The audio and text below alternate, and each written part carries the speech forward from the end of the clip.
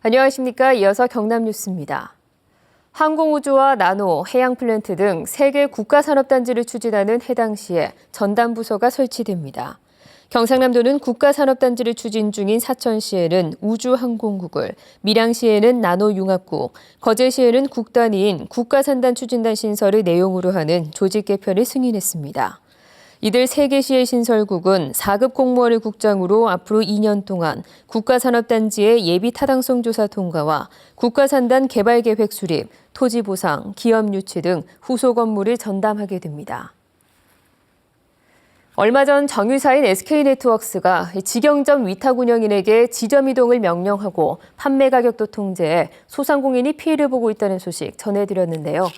KBS 취재가 시작되자 SK네트워크스에서 전국의 위탁 운영인에게 입막음 시도까지 한 것으로 드러났습니다. 보도에 차주아 기자입니다. SK네트워크스가 개인 사업자에게 경영을 위탁한 직영주유소입니다. 위탁 운영자가 직원이 아니라고 계약에 명시하고도 회사가 일방적으로 판매 가격을 통제하고 지점 이동을 명령한 정황이 포착됐습니다. 한 직영주유소를 방문했더니 직원마다 답변을 거부합니다. 어디신데요? 저희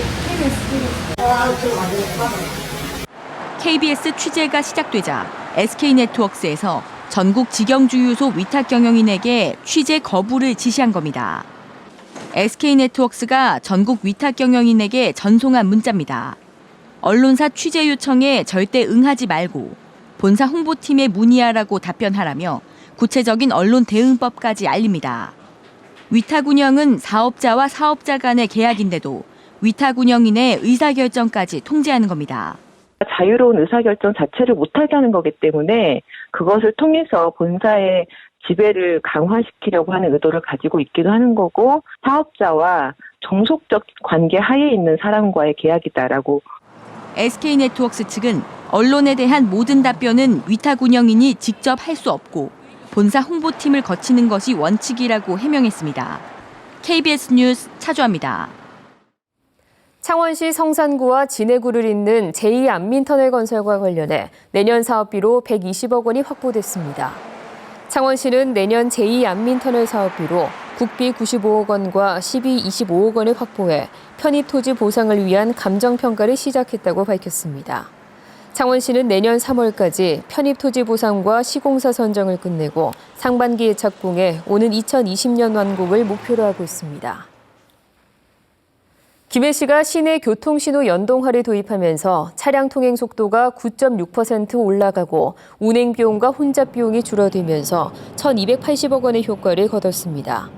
도로교통공단이 올해 김해 시내 380여 곳에서 교통신호 연동화 효과를 분석한 결과 출퇴근 시간의 차량 평균 속도가 시속 26.3km에서 29.8km로 높아졌다고 밝혔습니다. 특히 김해대로는 시속 27.2km에서 33.8km로 무려 19% 넘게 빨라졌습니다. 한국항공우주산업 카이가 개발한 다목적 헬기 수리온 사업과 관련해 청탁을 받은 전직 군 장성이 징역형을 선고받았습니다. 서울 서부지법 형사 11부는 제3자 뇌물수수와 법률상 알선 수재 등의 혐의로 기소된 전 육군 준장 55살 김모 씨에게 징역 2년에 집행유예 3년을 선고했습니다.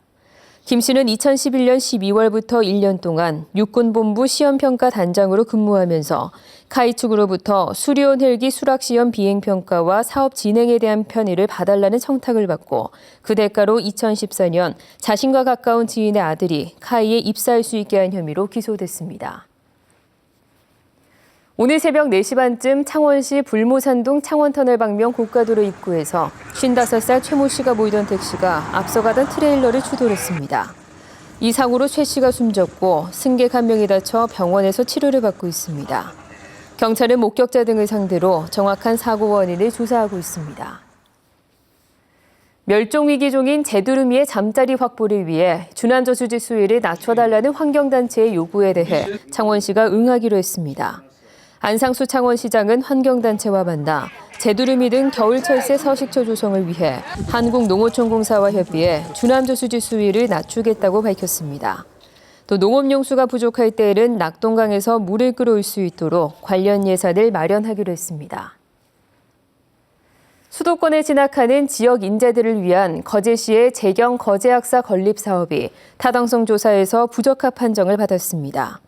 거제시는 용역 결과 재경 거제학사는 건축비 외에 한 해 평균 5억 원의 운영비가 예상돼 시 자체 재원으로 추진하기에는 부담이 크다는 결론이 나왔다고 밝혔습니다.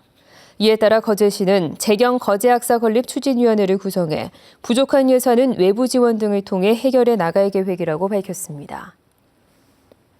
거제 지역 대형 조선사의 1차 협력업체가 법정 관리에 들어가면서 외상 매출 채권 담보대출로 채무를 떠안게 된 하도급 업체 11곳이 해당 업체 대표를 업무상 횡령과 배임 등의 혐의로 검찰에 고소했습니다. 지금까지 경남뉴스였습니다.